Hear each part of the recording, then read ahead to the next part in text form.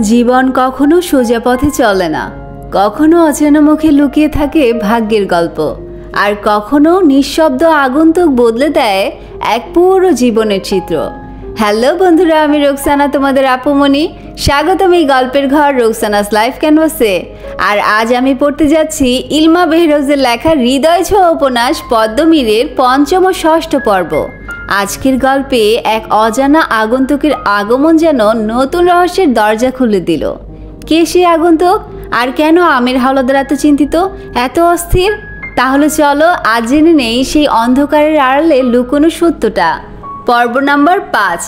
এই সিনেমার প্রতিটি দৃশ্য পরিচিত হয় পদজার সিনেমাটি খুব পছন্দের, তা অজানা নয় আমিরের। যেহেতু লিখনের সঙ্গে পদজার একটা অতীত আছে, তাই আমিরের কথা ভেবে পদজা টিভি বন্ধ করে দিতে চাইলে আমির তাকে বাধা দিয়ে বুকে টেনে নিয়ে বলল, সেসব অতীত, এখন লিখন সে শুধুমাত্র একজন অভিনেতা। বিনোদনের জন্য আমরা তার সিনেমা দেখতেই পারি। এক টুকরো শুভ্র শীতল মেঘ যেন পদজার হৃদয় ছুঁয়ে গেল। ও মুখ তুলে এক নজর আমিরকে দেখে ভাবল, কি মহৎ চিন্তাধারা! মানুষটা কত সরল মনের, কোনো প্যাচ নেই, সব কিছু হাসি মুখে মেনে নেয়। আমির উচ্ছ্বাস নিয়ে বলল, দেখো দেখো, তোমাদের টমেটো গাছগুলো দেখাচ্ছে। পদজা টিভির দিকে তাকায়। সিনেমায় তখন তাদের বাড়ির দৃশ্যগুলো দেখাচ্ছে। ও দুই চোখ ভরে নিজের বাড়ির আনাচে কানাচে দেখছে। দেখল না শুধু আমিরের বেঁকে যাওয়া দুটো ভ্রু, লিখনের মুখ, কণ্ঠেশ্বর, নড়াচড়া, ঈর্ষার ঢেউ তুলে বুকে। পদজার প্রথম ভালো লাগে এই পুরুষ মানুষটি। লিখন নিজের সীমা জানায়, কখনো নিজের সীমা অতিক্রম করেনি, তবুও আমির তাকে ঈর্ষা করে। লিখনের এই ভালো মানুষের জন্য পদজা তাকে খুব সম্মান করে। আমির ভাবে ওর সম্মানের ভাগ হয়ে গেছে। ও মানতে পারে না, হাত নিষ্পিস করে লিখনের গলা টিপে ধরতে। সিনেমা শেষ হতে আরও 1.5 ঘন্টা বাকি। এতক্ষণ লিখন শাকে সহ্য করা আমিরের পক্ষে সম্ভব নয়। ও তাৎক্ষণিক সিদ্ধান্ত নেয়, পদজার জন্য পুরো আনন্দপুরের সব কিছু সিডিতে আনার ব্যবস্থা করবে। পদজা যা চায় তাই সে দিবে, তবে এই সিনেমা আর নয়। ও টয়লেটের কথা বলে রুমে গিয়ে কাউকে টেলিফোন করে বলল 5 মিনিট পর পুরো এলাকার বিদ্যুৎ সংযোগ বিচ্ছিন্ন করে দিতে। বেজে উঠল ইন্টারকম। সেক্রেটারির গলা, মিস্টার হাওলাদার, রফিক মওলা এসেছে আপনার সঙ্গে দেখা করতে। এমপি কুতুবুদ্দিনের চামচা রফিক মওলা। তার বয়স 37, চুলের রং কালো, গায়ের রং ফর্সা, মোটা নাক, পরনে কালো রঙের স্যুট, আকাশি রঙের শার্ট এবং চামড়ার জুতা। তার মধ্যে ইবলিশের ছায়া আছে, দেখলেই মনে হয় অশুভ প্রতীক। এদের হাত ধরে আমিরের শহরের নারী ব্যবসার সূচনা হয়েছিল। অভিজ্ঞতার ঝুলি ভারী হওয়ার পর আমির নিজের আলাদা ব্যবসা শুরু করতে চাইলে কুতুবুদ্দিনের সঙ্গে তার বাগবিতণ্ডা হয়। আমির তাদের আড়লে নিজের একটা দল তৈরি করেছিল, তাই কুতুবুদ্দিন তার হাঁটু ভেঙে দিতে পারেনি। তাদের মধ্যকার লড়াই যখন তীব্র আকার ধারণ করে, উচ্চপদস্থ সরকারি কর্মকর্তা হামিদ খান ফয়সালার মাধ্যমে দুজনের লড়াই থামিয়ে দিয়ে নিজেদের মতো কাজ করার অনুপ্রেরণা যোগান। তারপর থেকে নিশ্চুপে নারী ব্যবসা নিয়ে দুই দলের মধ্যে প্রতিযোগিতা চলছে।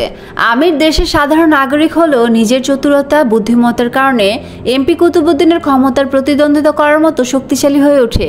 কেউ কারো থেকে কম নয়। ইয়াকি শাফির হেরেম তৈরির জন্য নারী সংগ্রহের দায়িত্ব প্রথম কুতুবুদ্দিনের হয়ে রফিক মওলার পাওয়ার কথা ছিল, কিন্তু যখন আমির উপস্থিত হলো, ইয়াকি শাফি মত পরিবর্তন করে দায়িত্ব আমিরকে দিয়ে দিল। আমির সেদিন পৈশাচিক হাসি হেসেছিল। তাদের গত 5 বছরের আয় এই একটি চুক্তির আয়ের সমান। কুতুবুদ্দিন ভেবেছিল এই টাকায় নিজের জাহাজের ব্যবসাকে আরও বড় করবে। অন্যদিকে আমিরের পরিকল্পনা এই টাকায় এয়ারলাইনের ব্যবসা শুরু করার। গত 9 বছর যাবৎ কুতুবুদ্দিন কিংবা তার চামচা রফিক মওলার সঙ্গে আমিরের সরাসরি বাক্য আদান প্রদান হয়নি। আজ রফিক মওলা কেন এসেছে, তাও এই অফিসে? এখানে পণ্যের রপ্তানি নিয়ে যাবতীয় কার্যক্রম চলে। বিয়ের আগে ব্যবসায় লাভ ছিল, তবে এতটা নয়। পদজাকে শহরে নিয়ে আসার পর সে ব্যবসা নিয়ে খুব আগ্রহ দেখাতে শুরু করে। তার আগ্রহকে মূল্য দিতে গিয়ে আমির ব্যবসায় সময় বাড়িয়ে দেয়। লাভ হতে থাকে চারিদিক থেকে। 1 বছর হলো নিজেরা পণ্য তৈরি করে রপ্তানি দিচ্ছে। ব্যবসার গুণগান সর্বত্র ডালপাড়া ছড়াতে শুরু করেছে। গোডাউনের পাশাপাশি এখন তাদের একটি ফ্যাক্টরিও রয়েছে। গত 5 বছরের বাংলাদেশের সফল ব্যবসার কাতারে চলে এসেছে আমির হাওলাদার। তার ছায়াতলে অনেক শ্রমিক কাজ করে, হাতে গোনা কয়েকজন ছাড়া প্রত্যেকের সাধারণ সৎ কর্মচারী মাত্র। ব্যবসার আড়লে কি চলে সে সম্পর্কে কেউ জানে না। আমিরের দ্বিতীয় অফিস অন্য এলাকায়। নারী ব্যবসার সঙ্গে জড়িত কিংবা অন্য কোনো অপরাধ জগতের বাসিন্দা প্রত্যেকে ওখানে দেখা করতে যায়। আমির সেক্রেটারিকে ভরিক্ষী গলায় বলল, তাকে আসতে দিবেন না, ইন্টারকমের সুইচ অফ করে দিল। আলমগীর সহ আরও 6 জন আমিরের অফিসে ঢুকলো। দ্বিতীয় অফিসে যাবার সময় হবে না বলে তাদেরকে আমির এখানে ডেকেছে কাজ বুঝিয়ে দেওয়ার জন্য। কে কোন এলাকায় যাবে, কিভাবে কি করবে তার একটা ছক তৈরি করেছে। প্রত্যেকের হাতে তা তুলে দিবে। আলমগীরের পাশে কবির দাঁড়িয়ে আছে, 23 বছরের তরুণ। বছর কয়েক আগে কবিরকে পদ থেকে তুলে এনেছিল আমির। মাতালের মতো চোখ বুঝে আসছে বারবার, ঢলছে সে। আমির কপাল কুঞ্চন করে বলল, ওর কি হলো? কবির ধপাত করে আলমগীরের গায়ের ওপর পড়ে যায়। আলমগীর দ্রুত ধরে ফেলল, বেশি গিলে ফেলেছে। কবির জড়ানো গলায় বলল, আমি শুনতেছি, খালি দাঁড়াইতে পারতেছি না, পা দুইটা কই জানি চলে গেছে। আপনি কন, আমি শুনতেছি। আমির গর্জে উঠল, ঘাট ধরে ওকে বের করে দাও। আবার বাজলো ইন্টারকম। সেক্রেটারি বিনীত স্বরে বলল, আপনাকে বিরক্ত করার জন্য দুঃখিত। রফিক মোল্লা বলেছেন তিনি আপনার স্ত্রী সম্পর্কে কিছু বলতে চান। তাৎক্ষণিক আমিরের শরীরে স্নায়ুতে টান পড়লো, রগে রগে কিছু একটা ছুটতে শুরু করলো। রফিক মোল্লা পদজা সম্পর্কে কি বলবে? ভালো কিছু নয় তা নিশ্চিত। আমির বলল, ভেতরে পাঠিয়ে দাও। তার চোখ মুখের রং পরিবর্তন হতে দেখে আলমগীর প্রশ্ন করলো, কি হয়েছে? রফিক মোল্লা অফিসে। ও এখানে কি করে? পদজাকে নিয়ে কিছু বলতে চায়। কবির ছাড়া উপস্থিত বাকি 6 জনের মুখে উৎসাহ ছড়িয়ে পড়ে। এরা প্রত্যেকে আমিরের বিশ্বস্ত সঙ্গী। এক একজন এক এক দলের দলনেতা হয়ে কাজ করে। পদজা সম্পর্কে সব জানে। 5টি বছর পদজার থেকে নিজেকে লুকিয়ে রাখার যে আপ্রাণ চেষ্টা ছিল আমিরের, তাতে এদের অবদান রয়েছে। আমির কোথাও গেলে তারাই পদজাকে আড়াল থেকে রক্ষা করে। তাদের নাম সাদিক, সুরুজ, আবুল, আসাদ সারোয়ার, কবির ও আলমগীর। রফিক মোল্লা অফিসে ঢুকলো, প্রশংসার দৃষ্টিতে তাকালো চারিদিকে। চাকচিক্য এবং অভিজাত্যপূর্ণ অফিস। দাঁত বের করে হেসে বলল, বহুদিন পর দেখা মিস্টার হাওলাদার। আমিরের সোজা সাপটা প্রশ্ন, কি বলতে চান? রফিক বাকিদের দেখে বলল, এদের সামনেই বলবো? দ্রুত বলুন, আমার কাজ আছে। তারা দিল আমির। পদজার নাম ওঠে, অস্থির বোধ করছে সে। আগে তো বসতে দিন। আমির ও রফিকের কাছাকাছি বয়স। একসময় দুজনের মধ্যে মহব্বত ছিল, একে অপরকে তুই বলে সম্বোধন করত। সেই সম্পর্ক আর নেই। এখন দুজন দুজনের প্রতিদ্বন্দ্বী, শত্রু। আমিরের মুখোমুখি একটি চেয়ার দখল করে বসলো রফিক। বলল, ভাবি কেমন আছে? শরীর ভালো আছে তো? রফিকের মুখে পদজা সম্পর্কে কিছু শুনতে চাচ্ছে না আমির। এতটাই অস্থির হয়ে পড়েছে যে স্থির হয়ে দাঁড়িয়ে থাকতে কষ্ট হচ্ছে। রফিক পুনরায় বলল, ভাবির নাকি জ্বর এসেছিল, এখন ঠিক আছে? আমির কটমট করে তাকিয়ে আছে। তার হয়ে আলমগীর বলল, হিয়ালি ছাড়ুন, কি বলতে চান? কাজের কথা আসুন। রফিক কাজ ঝাঁকিয়ে বলল, ভাবির সম্পর্কে বলতে চাই। রফিক পদজা সম্পর্কে কিছু বলতে চাই শোনার পর থেকে আমিরের রক্ত টকবক করছে। সে গর্জে ওঠার আগে রফিক বলল, ভাবিকে দেখার সৌভাগ্য হয়নি, তবে শুনলাম ভাবি নাকি। রফিক থামলো, আমিরের দিকে তাকিয়ে ফিচকে হাসলো।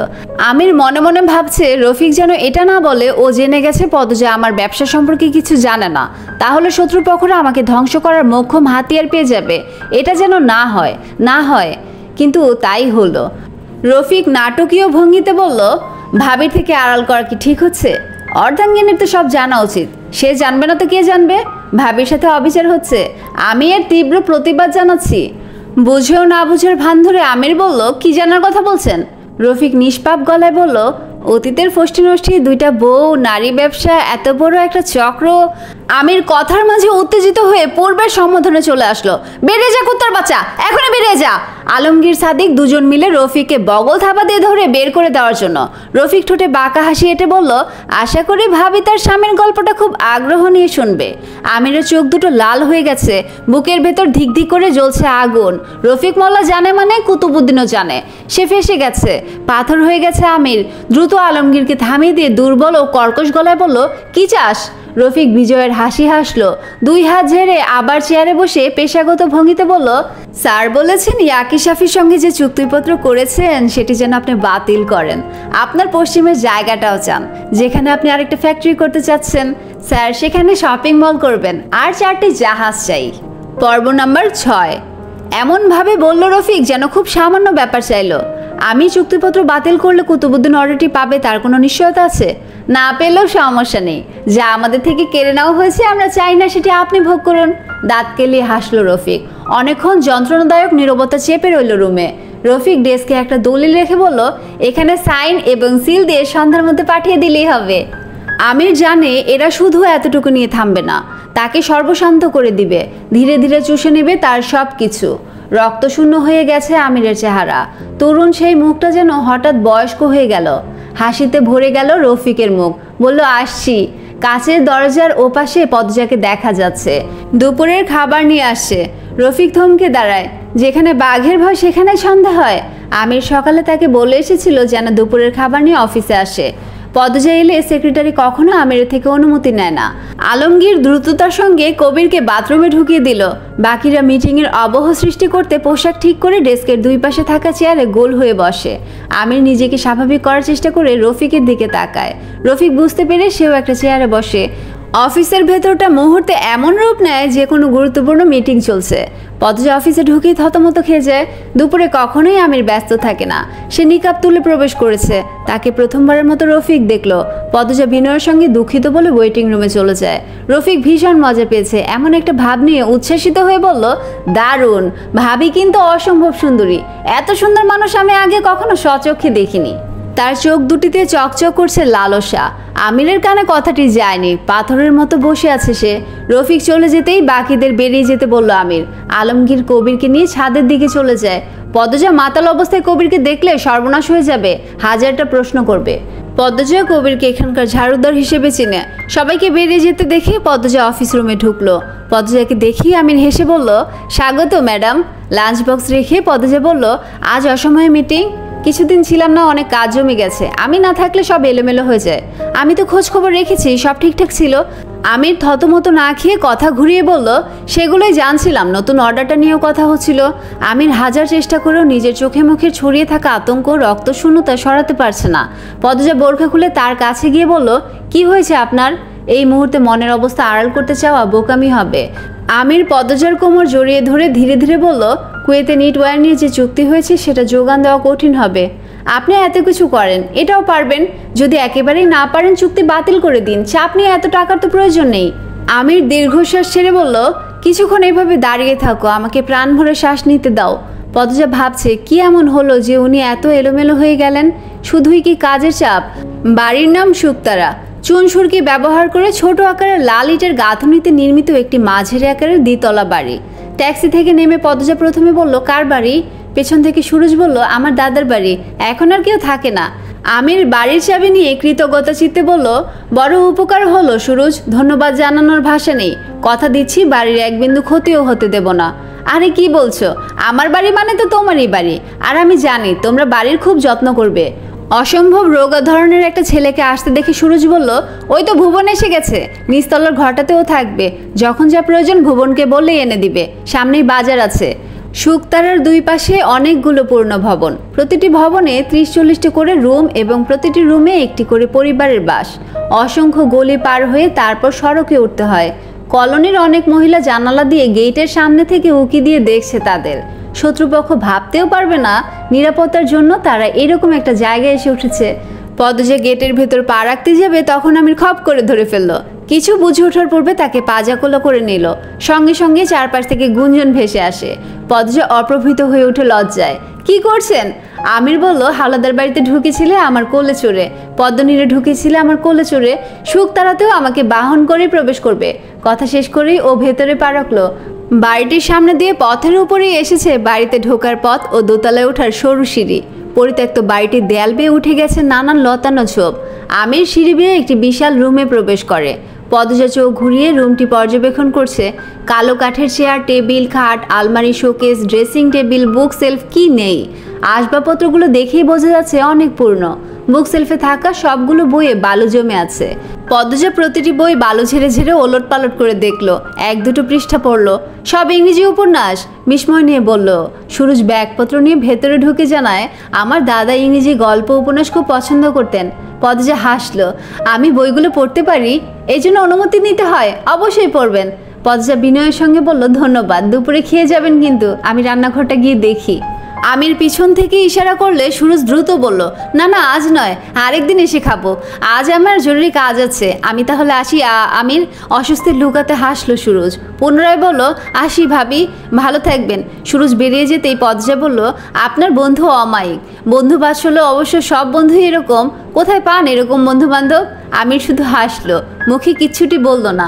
মনে মনে বলল, ওরা টাকার গোলাম, বন্ধু নয়। যেদিন আমার হাতে ক্ষমতা থাকবে না, অর্থ থাকবে না, সেদিন বিশ্বস্ত এই মানুষগুলোই আমাকে ধ্বংস করবে। দুটো হাত পেছন থেকে জড়িয়ে ধরায় ওর ভাবনার সুতো ছিঁড়ে যায়।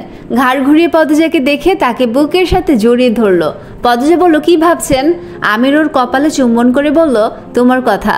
2 দিন আগে বৈঠকখানা জুড়ে পায়চারি করছে পদ্মজা। দুপুরে আমিরকে এলোমেলো অবস্থায় রেখে আসার পর থেকে উদ্বেগের কারণে স্থির হতে পারছে না সে। বিকেল গড়িয়ে সন্ধ্যা হলো, আমির ফিরল না। ওর উদ্বেগ মানসিক ব্যাধিতে রূপ নেয়। বাধ্য হয়ে অফিসের সেক্রেটারিদের সঙ্গে যোগাযোগের চেষ্টা করে। মিসেস হাওলাদার বলছি। ওপাশ থেকে ভেসে আসলো, মিস্টার হাওলাদার বলছি। পদ্মজা উৎকণ্ঠিত হয়ে বলল, কখন আসবেন আপনি? অফিসে কেউ নেই, অনেক কাজ জমেছে, শেষ করেই চলে আসব। সন্ধ্যার নাস্তা করেছি, চিন্তা করো না। আমির পদ্ম নিড়ে ফিরল রাত 11টায়। গাড়ির শব্দ শুনেই পদ্মজা তড়িঘড়ি করে নিচতলায় নামে। কলিং বেল বাজার আগেই ও দরজা খুলে দিল। আশ্চর্যজনকভাবে অধীর আগ্রহে অপেক্ষা করা পদ্মজার মুখশ্রী দেখে আমিরের ক্ষিপ্ত হৃদয় শিথিল হয়ে আসে। চোখ মুখ থেকে বিরক্তির ছাপটা সরে যায়। পদ্মজা দ্রুত নিয়ে আসলো 1 গ্লাস ঠান্ডা শরবত। কোনো রকম প্রশ্ন না করে হাস্যবদনে আমিরকে শার্ট খুলতে সাহায্য করলো। আমির ক্ষীণ কণ্ঠে বলল, মুখটা শুকনো লাগছে কেন, খাওনি? এতক্ষণ আমরা শুনলাম পদ্মমীরের 5ম ও 6ষ্ঠ পর্ব, যেখানে এক রহস্যময় আগন্তুকের আগমন বদলে দিল আমিরের শান্ত জীবন। চিন্তার রেখায় ভরা তার চোখ বলছে কিছু একটা বড় হতে চলেছে। যদি গল্পটা ভালো লেগে থাকে লাইক দিও, কমেন্টে জানিও তোমার অনুভূতি, আর সাবস্ক্রাইব করতে ভুলো না রোকসানাস লাইভ ক্যানভাসে। আজ বিদায় নিচ্ছি, কাল আবার ফিরবো নতুন অধ্যায় নিয়ে। সে পর্যন্ত ভালো থেকো, সুস্থ থেকো। আল্লাহ হাফিজ।